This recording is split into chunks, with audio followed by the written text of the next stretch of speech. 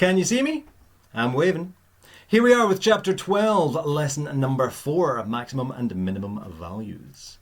What I want to think about first of all is your basic cos graph and your basic sine graph. So thinking about the maximum and minimum values of these, well, cos x goes between 1 and -1, so maximum of 1, minimum of -1.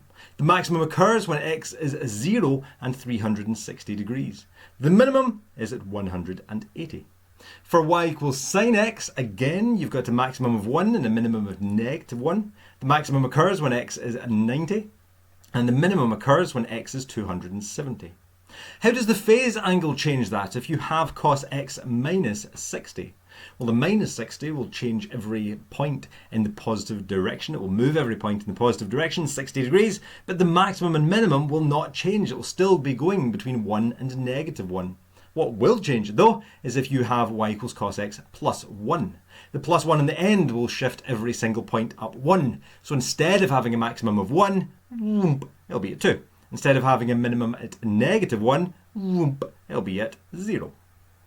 Let's think about that then to try and solve a problem like this. Find the maximum value of y equals 7 sine x plus 65 degrees. And the values of x for which the maximum occurs on the interval with x between 0 and 360. So for these questions, you really just need to picture your graph. So if you had sine x plus 65, well, you know it would be going between 1 and -1. However, you've got 7 sine, which means it's going between 7 and -7. So the maximum value will be 7. That's the highest point on the graph. Just think that will be a 7 on the y-axis, so really the y value will be up at 7. So if you replace y here with 7, you'll end up with 7 sine x plus 65 equals 7. From there, well, you could divide both sides by 7. Doing that, you end up with sine x plus 65 degrees equals 1. And from there, you need to find the value of x. For this, because we've not just got sine x, you've got an x plus 65, you really should be thinking about the interval. So if you've got x between 0 and 360, well, x plus 65, your answers for that should be between, add 65 onto 0, you get 65, add 65 onto 360, you get 425. So you're looking for answers for x plus 65 to be between 65 and 425.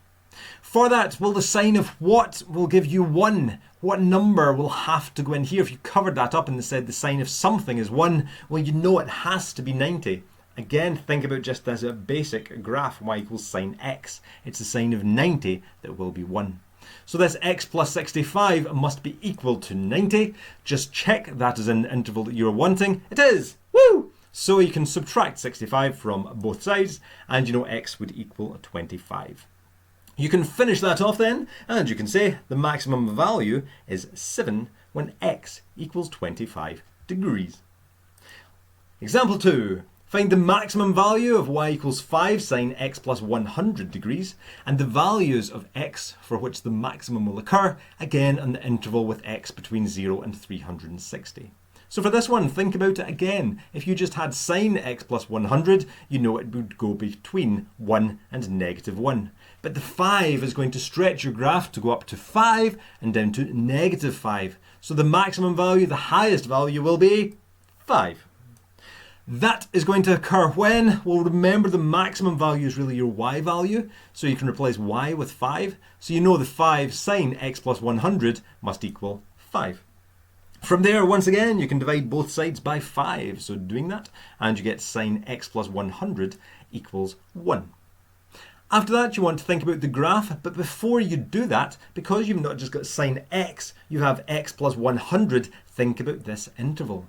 So x is between 0 and 360, so you know then that x plus 100, well, you're taking x and you're adding 100, so add 100 onto both these values, so x plus 100 must be between 100 and 460. So all your answers for this should be between these values. For that then, well, the sine of what will give you 1? Well, once again, it's up at 190 degrees, just your basic sine graph. So you know then that this value in the brackets, x plus 100, must be equal to 90. However, what's the problem with that, Erin? Yeah, it's not in the interval that you want. It's not between 100 and 460. So how do you get a value? Good, you just add on 360 or subtract 360. So you're taking that 90 degrees, take away 360, you definitely don't get something between 100 and 460. And if you add on 360, well you do, you get 450. So that will be the answer that we want. However, that is what x plus 100 is, so then subtract 100 and keeping the 90 there and putting that in to show you, that will give you negative 10. So you know x is negative 10 is not in that interval. But the 350 degrees that you would get from 450 take away 100 is in that interval. So you know the maximum value then will be 5 when x equals, well the only answer inside that interval is the 350 degrees. Woo! Example 3. Find the minimum value of f of x equals 13 cos 3x minus 60 and the values of x for which it occurs in the interval again with x between 0 and 360. So for this one, the minimum value, well, if you've got cos, just the basic cos graph, it goes between 1 and negative 1. This phase angle, even at 3x, is not going to change the maximum and minimum, but the 13 will. That will stretch the graph to go between 13 and negative 13. So you know the minimum value, the smallest value, must be, good, it'll be negative 13. And that's going to occur when, well remember this is really your y-axis, that's f of x. So you know then that negative 13 can replace f of x here. So 13 cos 3x minus 60 must equal negative 13. Divide both sides by 13 and you get cos 3x minus 60 equals negative 1. And from there you want to think, right, well, I don't just have cos x, I've got 3x minus 60. So think about the interval. So if I triple 0 and take away 60, I get negative 60. And if you triple 360 and take away 60, you end up with 1020. So you're looking for all the answers for 3x take away 60 between negative 60 and 1020.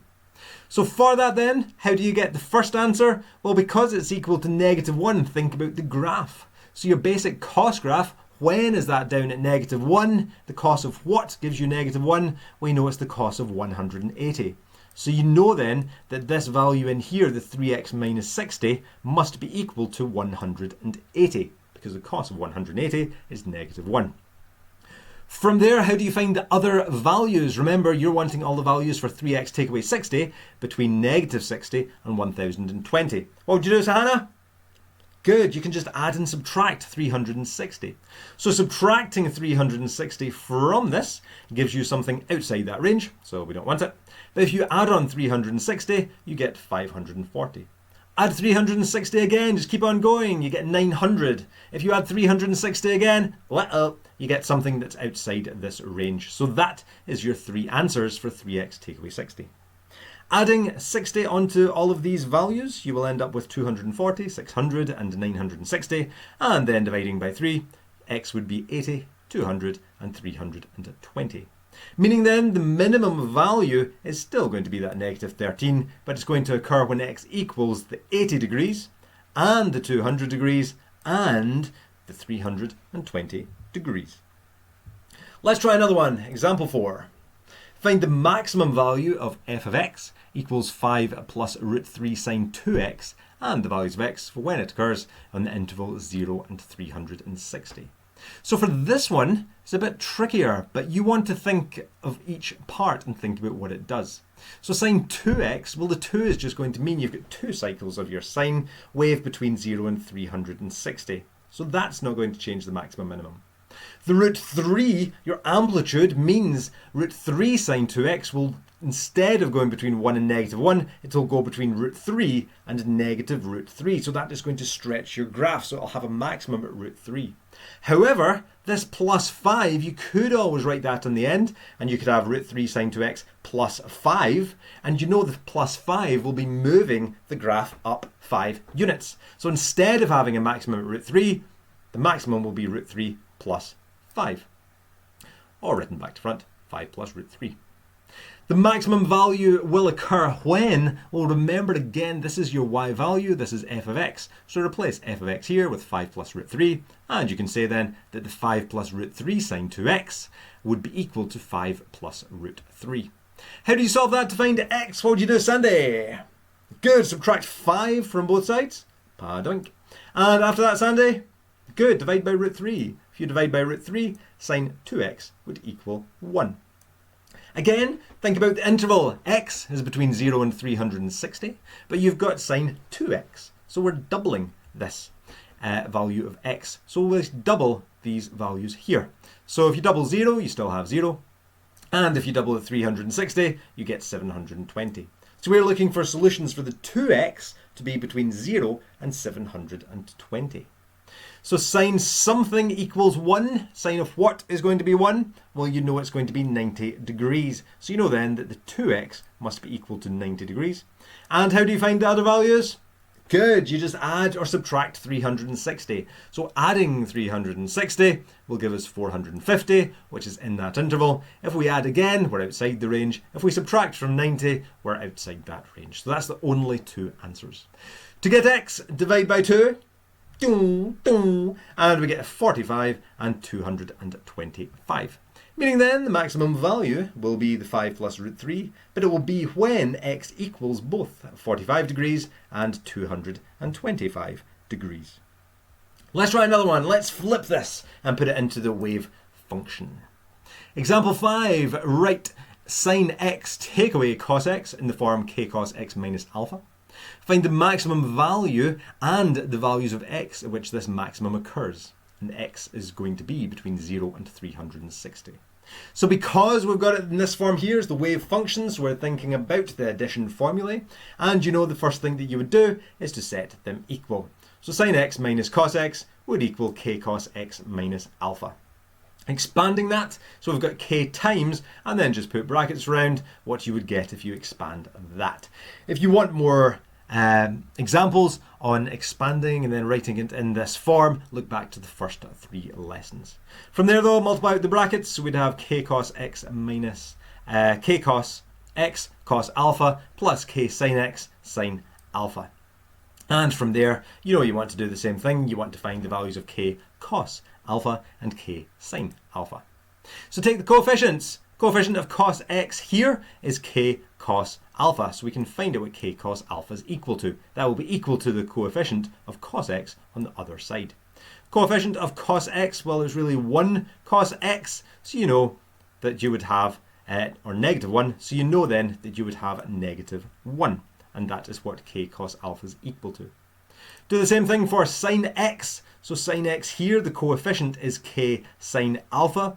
Coefficient of sine x here is 1. So we've got 1 sine x. So you know then the coefficients k sine alpha and the 1 must be equal. So you get the values of a and b. From that, you want to do what we did in the other lessons. But to find the value of k, it's the square root of a squared plus b squared. So it's the square root of negative 1 squared plus 1 squared. So it's the square root of 2. And you would leave it as an exact value with root 2.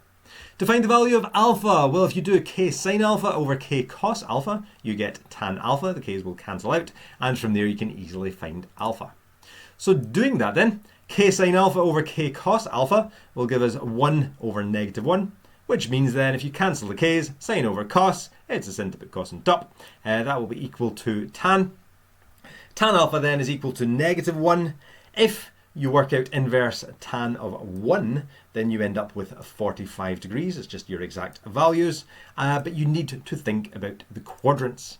So you've got cos as a negative. So when cos is a negative, it's not a and c. It would be s and t. Sine is a positive, and sine is a positive in a for all, and s for sine. And tan, don't use tan to minus 1, use tan alpha. Tan alpha is a negative, and tan is a negative, again, not in a and t, but in c and s. Use one with 3 ticks. If there's not 3 ticks, you've made a mistake. So how do you work out the value then of alpha? Well, you do 180 degrees minus this acute angle. So it's 180 minus 45, which gives us 135 degrees. So writing sine x minus cos x in the form k cos x minus alpha, we know then that it will be equal to root 2, because that's the value of k, and then it's cos minus 135 degrees. So that is just writing it in that form, but we then have to find the maximum value. So the maximum value of root 2 cos x minus 135. Well, this 135, again, that's really your phase angle. It's not changing the maximum minimum. But what does change it is the root 2. So that will be making the graph go between root 2 and negative root 2. So you know the maximum value will be positive root 2. The maximum value will occur when, well, if this is really your y value, then you know then that the root 2 cos x minus 135 must be equal to that. So it's equal to root 2. From there, to get x, you would divide by root 2, and you end up with 1. And from there, you're thinking, right, well, the cos of what is 1? So you're thinking, look at the graph, and you've got 0 degrees and 360 degrees. Before that, though, you probably want to think, right, well, I don't have cos x, I've got x minus 135. So you're changing your interval. So instead of x between 0 and 360, you want to find the answers for x minus 135 to be between, subtract 135 here, you get negative 135. Subtract 135 here, you get 225, meaning then x minus 135 will be equal to just 0. You will not include that 360 because it's not inside this range for x minus 135. From there then, you can add 135 and x would equal 135. You can then say that the maximum value of that function will be root 2, and it will be when x is equal to 135 degrees. Next one, example 6. Write f of x equals 12 sine x minus 5 cos x in the form k sine x minus alpha, and hence find the maximum and the minimum value of 12 sine x minus 5 cos x plus 10. Plus 10! Make sure you pay attention to that. And the corresponding values of x. And x is going to be between 0 and 360. Doing this the same way as all the other examples in this chapter. First of all, you're wanting to ignore this plus 10, and you've just got the 12 sine x minus 5 cos x, and you're writing it in this form. So first of all, set them equal. After that, you're going to have k bracket, expand sine x minus alpha, and from there, multiply out the brackets. You need the values then of k cos alpha and k sine alpha, so look at the coefficients of cos x and sine x. So the coefficient of cos x here, well, you'd have a negative k sine alpha. And the coefficient of cos x here, you've got a negative 5. So you know then that negative k sine alpha must be equal to negative 5. In that case then, if you multiply by negative 1, both sides, the k sine alpha would be equal to 5. Do the same thing with sine x. So the coefficient of sine x here is k cos alpha. Coefficient of sine x here is 12. So you know they would be equal. So k cos alpha would be equal to 12. Once again, you then have to go on and find the values of k and alpha, doing this again the same way. So k is equal to the square root of a squared plus b squared, so it's the square root of 12 squared plus 5 squared, which is the square root of 169, which is 13 exactly. To find the value of alpha, so k sine alpha over k cos alpha is going to be 5 over 12. From there, the k's will cancel out. Sine over cos is tan, so tan alpha is 5/12. And from there, the inverse tan of 5/12, tan to the minus 1, 5/12 will give you 22.6 degrees. Just work it out to one decimal place. Use the quadrants to work out which answer we are using. So cos is a positive here and here. Sine, it's a positive, and sine is positive here and here. And tan is also a positive, and tan is a positive here and here. Woo! So you know then, look for the one with 3 ticks. Not 3 ticks, you made a mistake. But we've got 3 ticks here. It's just the acute angle, and that is the 22.6 degrees. We were told to write f of x equals 12 sine x minus 5 cos x in this form. We have now found the values of k. Woo! And you find the value of alpha. Woo woo! So you can replace that then, and you can say that you'd have 13 sine x minus 22.6. That is not the end of the question though. We do have to take that further. We were asked to find the maximum and minimum values. So let's go with the maximum value. F of x equals 12 sine x minus 5 cos x. Write it in that form. We've done that. We've taken that answer. But we want to find the maximum and minimum values of 12 sine x minus 5 cos x plus 10. We've also got this plus 10, so you need to deal with that. So what you can say then is that the 12 sine x minus 5 cos x plus 10 equals the 13 sine x minus 22.6 plus 10. So really, we're just adding 10 to both sides. From there then, think about the maximum value. Well, this is just a phase angle. It's not going to change the maximum minimum. The 13 will though. Here yes. That will go between 13 and negative 13. But the plus 10 means that you will then add 10. So whereas the maximum would just be 13, you're adding 10. So it's now got a maximum of 23. And that would occur when this 13 sine x minus 22.6 plus 10 equals that maximum. So it equals 23. From there, you want to solve that to find the value of x. So first of all, subtract 10 from both sides, and then divide both sides by 13. So we have sine x minus 22.6 that equals 1. From there, we want to solve that. So we're thinking, right, well, the sine of what is 1? So think about your basic sine graph. It's just the sine of 90. So x minus 22.6 would equal 90. However, you don't have sine x, you've got x minus 22.6. So again, think about your limits. So x minus 22.6 would go between, subtract 22.6 from 0, you get negative 22.6. Subtract 22.6 from the 360, and you get 337.4. 90 is between that, so that is absolutely fine. From there, if you add 360 or subtract 360, well, there's no other answers. They would lie outside that range. So if you add 22.6 onto that, you know x would equal 112.6. You can then say that the maximum value would be 23 when x equals 112.6. Looking at the minimum value. So the minimum value, once again, you've got the 12 sine x minus 5 cos x equals 13 sine x minus 22.6. But because we're adding 10 to that, we have to add 10 to this right-hand side as well. So the minimum value, again, it's a phase angle, it won't change it. The 13 means it will go between 13 and negative 13. But then if you're adding on 10, well, instead of the minimum being at negative 13, if you add 10 to that, the minimum will be at negative 3. You know that would be equal when 13 sine x minus 22.6 plus 10 equals that negative 3. And then from there, you can subtract 10 from both sides. So you'll get 13 sine x minus 22.6 equals negative 13. Divide by 13, and sine x minus 22.6 equals negative 1. And again, from there, you can work out that value. For negative 1 in the sine graph, that's going to be when x is 270. And then you can add 22.6 to your answer. Again, x minus 22.6, you're looking for all answers between negative 22.6 and 337.4, which you have with the 270. The maximum value then will be negative 3 when x equals that 292.6.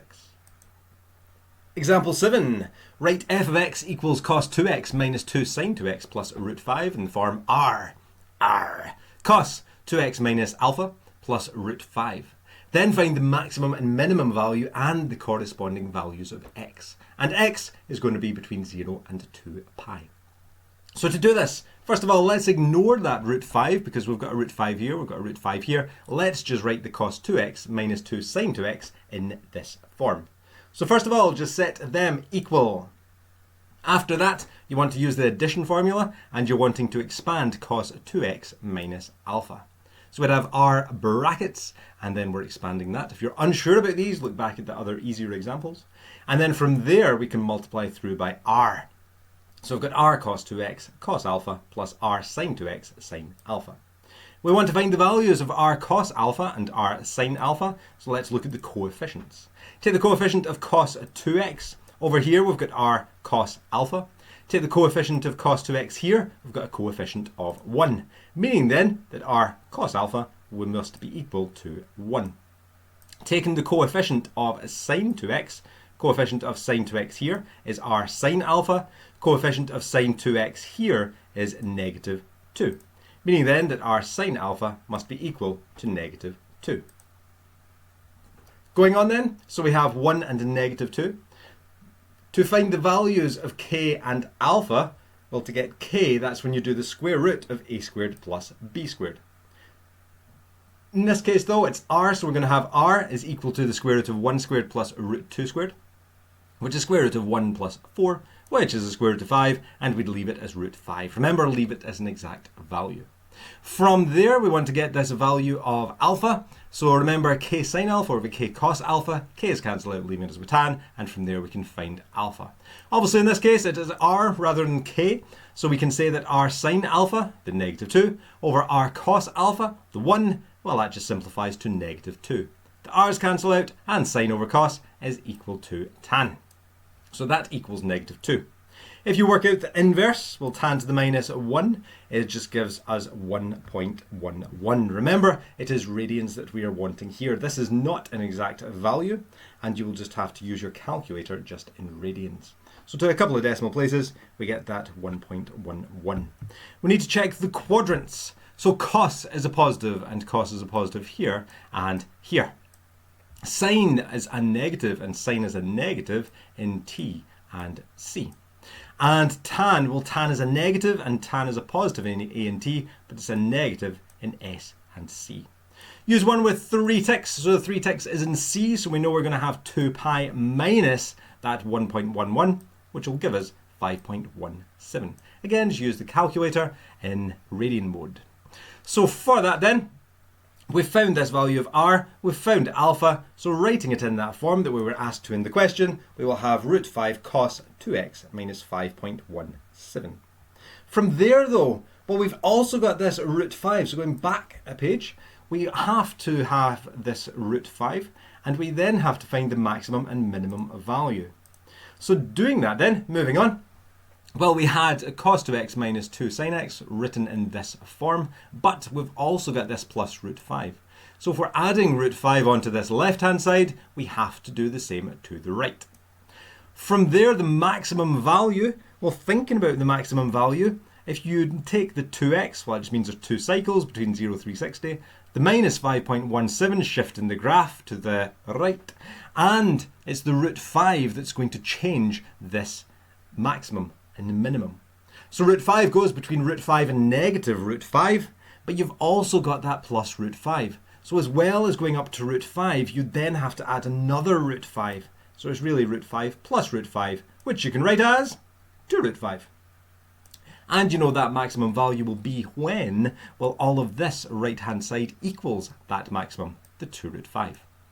From there, you can subtract root 5 from both sides, and you end up with root 5 cos 2x minus 5.17 equals root 5. Divide both sides by root 5, and cos 2x minus 5.17 equals 1. After that, think about the limits. So x is between 0 and 2 pi, but here we're solving to find 2x minus 5.17.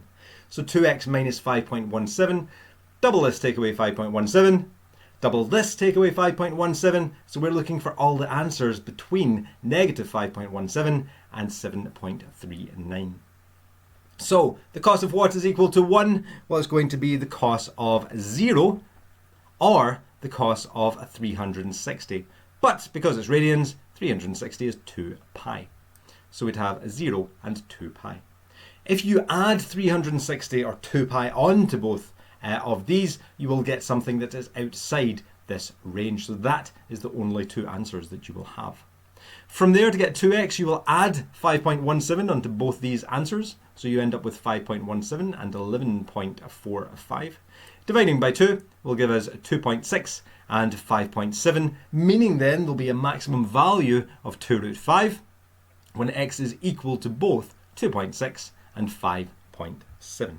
So that is us finding the maximum. The minimum, we're wanting to do it really the same way. So to get the minimum value, again, we're thinking, right, well, this is going between root 5 and negative root 5. So you know the lowest value is root 5, but because you're adding root 5, well, it'll go from root 5 back to 0. So the minimum value is at negative root 5, add root 5, which is 0. So that will be when this right-hand side is, once again, equal to 0. Subtract root 5, and you'd have negative root 5 on the right-hand side. Divide both sides by root 5, and cos 2x minus 5.17 equals negative 1. And from there, you're wanting to again think about the limits. You're looking for all the values between negative 5.17 and 7.39. To do that, you've got negative 1. Cos of what's negative 1? Well, it's the cos of 180 degrees. In other words, the cos of pi. But after you get pi, add on 2 pi and see if you get something outside this range. You do. And subtract 2 pi as well. If you subtract 2 pi, you end up with negative pi. You get negative 3.14, which is inside this range. So that's absolutely fine to include that as an answer. You have to do that. From there, add on 5.17 to both of these values, and you end up with 8.31 and 2.03, and divide by 2, and you get 4.2 and 1.0. Meaning then the minimum value will be 0, but it's going to be when x is equal to 1.0 and 4.2. Try these questions in the Heinemann Higher Book. It's page 316, exercise 16G. But you're just finding the maximum and minimum values of a function and the corresponding values of x. Good luck.